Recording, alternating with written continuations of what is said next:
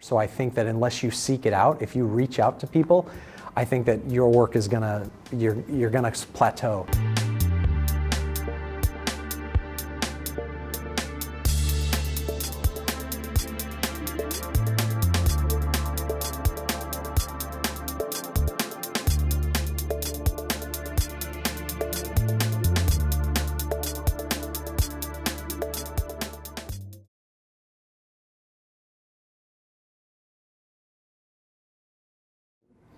I think as far as animators go, many animators would have this answer, but it's Milt Kahl. But what I really like about Milt is his ability to acknowledge that the job is really hard. And I identify with that because there's a quote by Milt Kahl. It's something about, I don't really draw that well, I just don't give up as easily as others. And I really identify with that in my own work. I've never been a naturally gifted artist or draftsman, but I have really high standards for myself, and I try to like push to achieve those. And so I think that's why I identify with Milt, because when I heard that quote and several other quotes, it's always talking about how challenging the craft of animation is, and I really identify with that because every day is challenging in one way or another for me. I can also elaborate on other people that have inspired me. There's been mentors in my career. There's been a few people that stand out, and the very first one was my boss on Sky Captain. Right out of the gate, my boss on Sky Captain, his name was Steve Yamamoto, and he was a true mentor, and he taught me one of the most valuable things that I think I've learned in this industry, and that's how to take a critique. And I think that his guidance in that, his sort of tough love, built me into the artist that I am. And I've gotten countless compliments over the years of how supervisors and directors like working with me because I'm very receptive to taking notes and taking feedback and turning it around and giving them what they want. And I think that's a skill that can't be ignored in today's industry. You can be an amazing artist, but the ability to take critique and feedback and grow from it is a challenge for all of us. And I think that Steve really taught me to do that well. Yeah, Steve was an animator. He started as an animator, but I think his heart was always in filmmaking. And so he gravitated out of animation. He was an animator years ago at DreamQuest, but I think he gravitated out of being an animator into being more of a filmmaker. And so he started his own previs company, and it was more working side by side with the directors of films and creating their vision from scratch with his previs. And I think that's where his heart always lied, was in filmmaking. But he's a hell of an animator.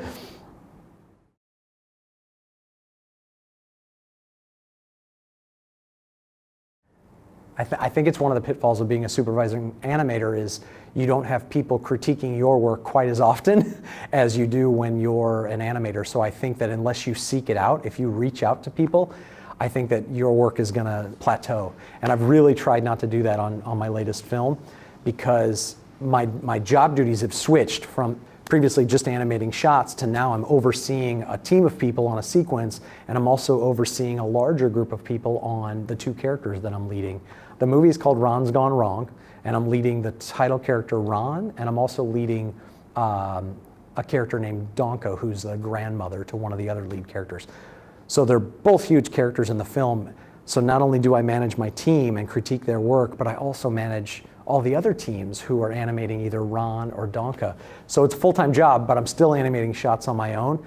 But I have to seek out the people that I really am inspired by. There's a guy that I worked with at DreamWorks who's working with me now. His name's Tim Watts, and he's amazing. He's such an amazing animator, sculptor, musician, you name it. The guy can do anything. And a lot of times I'll reach out to him and say, Tim, give me some feedback, help me out, help me push this to the next plateau. Because honestly, at this stage, with where I'm at right now in this company, if I don't ask for it, I won't get it. And I'm terrified of plateauing because for years and years and years, you can see that trajectory at Disney and DreamWorks, and it feels great. It feels great to learn stuff. I love learning stuff. I love being taught new things. That excites me. I'm firing on all senses when I'm learning new things. And when I'm not, I tend to get bored pretty easily. Even at DreamWorks, even though I loved the work, there was a certain level of okay, I got this, and boredom. And so I had a lot of side projects going on. I played in a band. I was making side films on the side in my spare time. And it's because if I'm not being challenged daily, I seek it out somewhere else. Thankfully, being a supervisor for the first time is plenty challenging, but I do still seek it out to try to keep growing as an animator.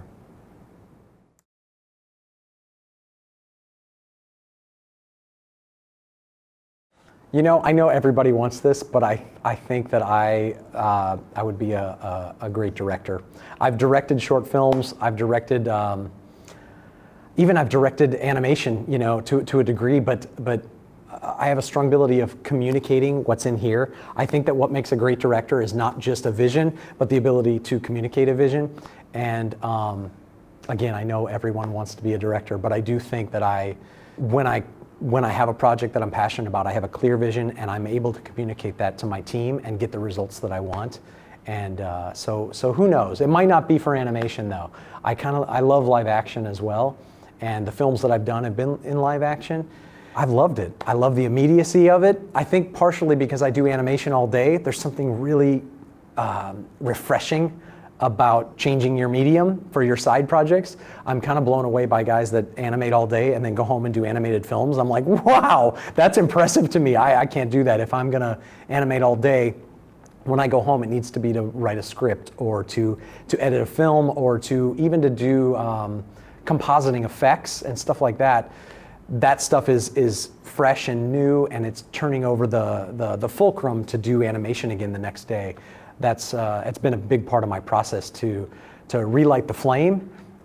Is to always have a side project that's doing something a little different, you know, even if it's playing in a band or like I said, writing a script, whatever it is. If it's different and it's for you, it's personal. That always reignites the flame to go and do the job and do a great job at work, you know, with whatever that is. So it's advice that I give students. It's strange to be talking to animation students and give them advice of doing something other than animation, but I found that incredibly valuable in my whole career. I've always done little things on the side with other people, collaborations with other people that have reignited my flame and made me a better animator, I think ultimately. Made me think more about my decisions. All those things are really helpful. So yeah, the short answer is I'd like to direct.